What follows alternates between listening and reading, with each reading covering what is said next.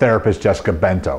What we want to cover to you today is a really cool way of looking at get-ups. Now, people are really familiar with get-ups with kettlebells, dumbbells, and barbells. Popularity of sandbag get-ups, obviously ultimate sandbag get-ups, is becoming more and more. The reason I specify ultimate sandbag because there's a couple of things we do differently than everything else. Now, what's the difference between doing a get-up with a kettlebell versus an ultimate sandbag or barbell and ultimate sandbag? For one, a lot of people are focused upon the weight overhead and they think that the primary benefit just lies in the weight being overhead and the upper arm having stability and mobility.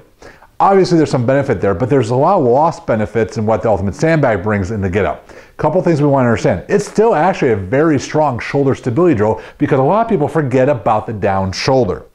So what we're going to really place emphasis on is what's happening to that down shoulder, plus the load upon the trunk is really going to let you see if you're having good core stability. I'm going to show you a couple problems people have. So if Jessica lies down, now what unfortunately happens for a lot of people when they do an ultimate sandbag get up is they think the whole purpose is to just get up.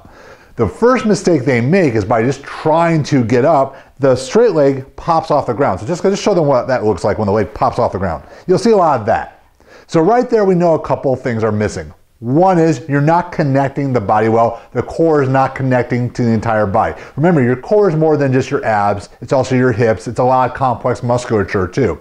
Because this is a cross pattern, this is really disconcerting. If Jessica comes up and just pops the leg off the ground, that's showing me that she's going to compensate in a lot of other things too, especially when she's standing and doing dynamic movements. So the whole goal at first is to create a tripod situation where the legs are angled, the arms angled out. She's going to roll. You have to understand this is a rolling motion. So Jessica's going to roll to the side, dig into this leg, and if this leg pops off the ground, you gotta go lighter. It may be just your body weight, and that's fine. That's your starting point. At this point, Jessica's in a nice same position. She's nice and tall in her trunk. Now what she's going to concentrate on is using these 3 points of contact again to slide her leg through to what we call leg threading. And come back, Jessica. So with leg threading it's a little different because what we're looking to do is stress that core musculature in a more lateral motion, basically looking at a more advanced side plank. So what Jessica's doing in the off arm, I'll have her switch arms in a little bit, is she's corkscrewing that arm into place, tightening up that lat. What you don't want to see is a collapse of the shoulder. She's not leveraging and bouncing right off that shoulder. She's getting nice and tall, and so that underarm is very active. So it's actually very easy for her to elevate herself and leg through.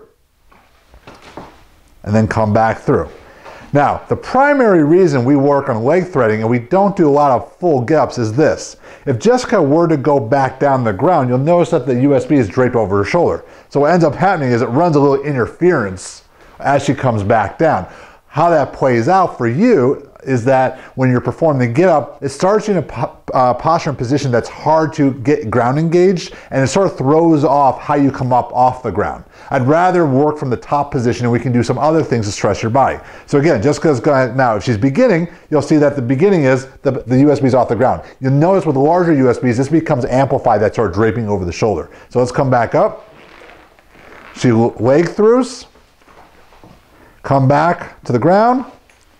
Now, how we would advance it is actually slowing it down. So she starts here, and then I'll ask her, go, hey, just let's go for a 3 count. So she elevates, 1, 2, 3. Then I go down, 3, 2, 1. As she moves through, I want her to keep corkscrewing her arm. When she does that, that'll give her the appearance she's actually opening her trunk. She's actually setting herself a stronger foundation for her upper body. Now we can't have similarities to the get up because that shoulder position is so strong. Remember, that's our side plank. When she bridges up, she's going to leg through.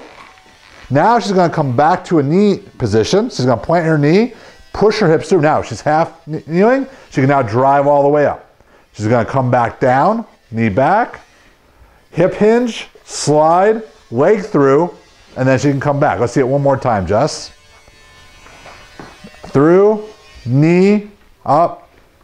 Perfect. So at no point is she really compromised in her position and posture. She's really staying tall. A lot of people, again, they throw a USB on their shoulder and they're just going to town without purpose and intent. Now there's a little complex I like to do this. You can have a lot of fun with this. So here's our complex. I'm going to have Jessica come back to the ground for a moment, because I really want to maximize that shoulder position. So here's our little complex. We're going to leg through to knee, stand. Now with the opposite leg, she's going to lunge forward, come back, come down, And we'll go through the whole process. So we'll do it one more time, Jess. Nice. Up, through. Now when she's doing this, the way to make this more difficult or more challenging is to slow it down. So we'll sometimes see how few repetitions you can do in 30 seconds or a minute because every angle is going to be challenging. So before you go up and load, challenge yourself with going slower. It's a wonderful way to really drive up that heart rate so you're getting a metabolic response, but you're also challenging the core and stability concepts. So check this out more at dvrtfitness.com.